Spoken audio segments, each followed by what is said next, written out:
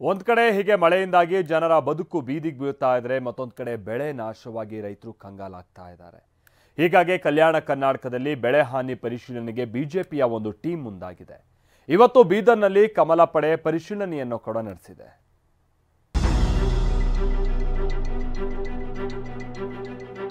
ಆ ರೈತರ ಸಮಸ್ಯೆಗಳಿಗೆ ತಕ್ಷಣಕ್ಕೆ ಅದನ್ನು ಮಾಡಬೇಕು. ಸಂಕಷ್ಟದಲ್ಲಿರ್ತಕ್ಕಂಥ ರೈತರಿಗೆ ಬಡವರಿಗೆ ಸ್ಪಂದನೆ ಮಾಡುವಂತ ಕೆಲಸ ಮಾಡಬೇಕು. ರಾಜ್ಯದಲ್ಲಿ ಭಾರೀ ಮಳೆಯಿಂದ ನದಿ, ಕೆರೆಕಟ್ಟೆ, ಹಳ್ಳ ಕೊಳ್ಳಗಳು ತುಂಬಿ ಹರಿಯುತ್ತಿವೆ. ಆದರೆ ಕೆಲವು ಜಿಲ್ಲೆಗಳಲ್ಲಿ ಮಳೆಯಿಂದ ಹಲವು ಅವಾಂತರಗಳಾಗಿವೆ. ಕೈಗೆ ಬಂದಿದ್ದ ಫಸಲು ಕಳೆದುಕೊಂಡು ರೈತರು ಕಂಗಾಲಾಗಿದ್ದಾರೆ.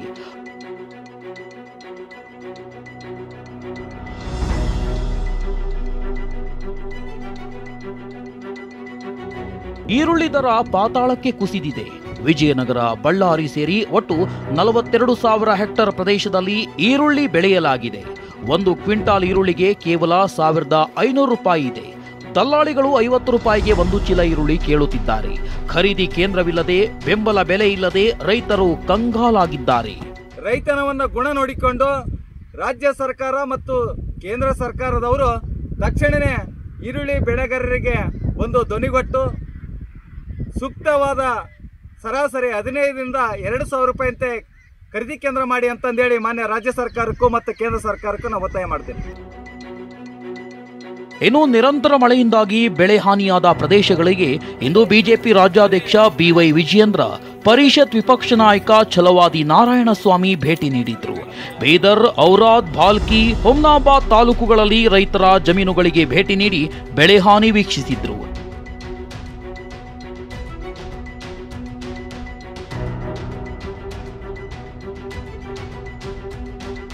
ನಾನು ಮಾನ್ಯ ಮುಖ್ಯಮಂತ್ರಿಗಳಲ್ಲಿ ವಿನಂತಿ ಮಾಡ್ತೇನೆ, NDRF ಏನು ಪರಿಹಾರ ಬರಬೇಕು ಅದು ಬಂದೇ ಬರುತ್ತದೆ. ಅದರ ರಾಜ್ಯ ಸರ್ಕಾರವು ಕೂಡ ಮುಂದೆ ಬರಬೇಕು.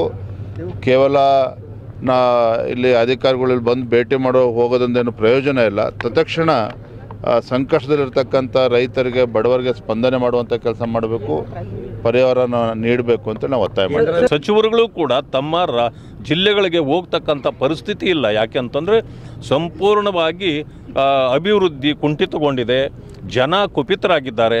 ಎಲ್ಲಿ ನಮ್ಮ ಮೇಲೆ ಬೀಳ್ತಾರೋ, ಈ ಮಳೆ ಬೇರೆ ಹೆಚ್ಚು ಬಂದಿರೋದರಿಂದ ಈ ರೀತಿ ಆಗಿದೆ. ಎಲ್ಲರೂ ಕೂಡ ಬೆಳೆ ನಾಶ ಆಗಿ ಸಂಕಷ್ಟದಲ್ಲಿದ್ದಾರೆ. ಎಲ್ಲ ಕಡೆಯಲ್ಲಿ ನೋಡಿದ್ದೇವೆ, 100ಕ್ಕೆ 100ರಷ್ಟು ಬೆಳೆ ಹೋಗಿದೆ ಕೆಲವು ಕಡೆ. ಈ ಪರಿಸ್ಥಿತಿ ಇರುವಾಗ ಸರ್ಕಾರ ತೀಕ್ಷ್ಣವಾಗಿ ಕ್ರಮ ಕೈಗೊಳ್ಳಬೇಕಾಗಿತ್ತು. ಆದರೆ ಇದಕ್ಕೆ ಮೊದಲ ಪ್ರಾಶಸ್ತ್ಯ ಕೊಡೋದರ ಬದಲು ಬೇರೆ ಬೇರೆದಕ್ಕೆ ಅವರು ಮೊದಲ ಪ್ರಾಶಸ್ತ್ಯವನ್ನು ಕೊಡ್ತಕ್ಕಂಥ ಇದು ಸರಿಯಲ್ಲ.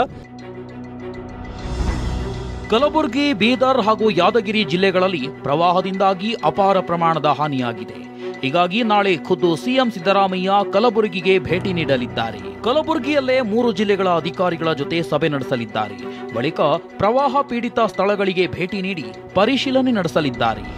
ಇನ್ನು ನೆರೆ ಹಾವಳಿ ಬಗ್ಗೆ ಮಾತನಾಡಿದ ಎಐಸಿಸಿ ಅಧ್ಯಕ್ಷ ಮಲ್ಲಿಕಾರ್ಜುನ ಖರ್ಗೆ, ಸಾಕಷ್ಟು ಹಾನಿಯಾಗಿದೆ, ಸಿಎಂ ಕಾಳಜಿ ವಹಿಸಿ ಆದಷ್ಟು ಬೇಗ ಪರಿಹಾರ ಕೊಡಬೇಕು. ಈ ಬಗ್ಗೆ ನನ್ನ ಮನವಿಯೂ ಇದೆ. ಸಮೀಕ್ಷೆ ವರದಿ ಬಂದ ಬಳಿಕ ಪ್ರಧಾನಿ ಮೋದಿಗೂ ಸವಿಸ್ತಾರವಾಗಿ ಪತ್ರ ಬರೆಯೋದಾಗಿ ಖರ್ಗೆ ಹೇಳಿದ್ದಾರೆ. ಸಾಕಷ್ಟು ಹಾನಿಯಾಗಿದೆ, ಅದಕ್ಕೆ ಮುಖ್ಯಮಂತ್ರಿಗಳು ಅದರ ಬಗ್ಗೆ ಕಾಳಜಿ ವಹಿಸಿ ಆದಷ್ಟು ಬೇಗನೆ ಪರಿಹಾರ ಕೊಡ್ತಕ್ಕಂಥದ್ದು ಮಾಡಬೇಕು ಅಂತಕ್ಕಂಥ ನಂದು ಕೂಡ ಮನವಿ ಇದೆ. ಮತ್ತು ನಾನು ಕೇಂದ್ರ ಸರ್ಕಾರಕ್ಕೂ ಕೂಡ ಪತ್ರ ಬರೀತಾ ಇದ್ದೆ. ಸಾಲ ಮಾಡಿ ಬೆಳೆದಿದ್ದ ರೈತರು ಉತ್ತಮ ಫಸಲಿನ ನಿರೀಕ್ಷೆಯಲ್ಲಿದ್ದರು. ಆದರೆ ವರುಣನ ಅಬ್ಬರಕ್ಕೆ ಬೆಳೆ ಕಳೆದುಕೊಂಡು ರೈತರು ಕಂಗಾಲಾಗಿದ್ದಾರೆ. ನಾಳೆ ಸಿಎಂ ಪ್ರವಾಹ ಪೀಡಿತ ಪ್ರದೇಶಗಳಿಗೆ ಭೇಟಿ ನೀಡಲಿದ್ದು ಅನ್ನದಾತರು ಪರಿಹಾರದ ನಿರೀಕ್ಷೆಯಲ್ಲಿದ್ದಾರೆ. Bureau report, TV9.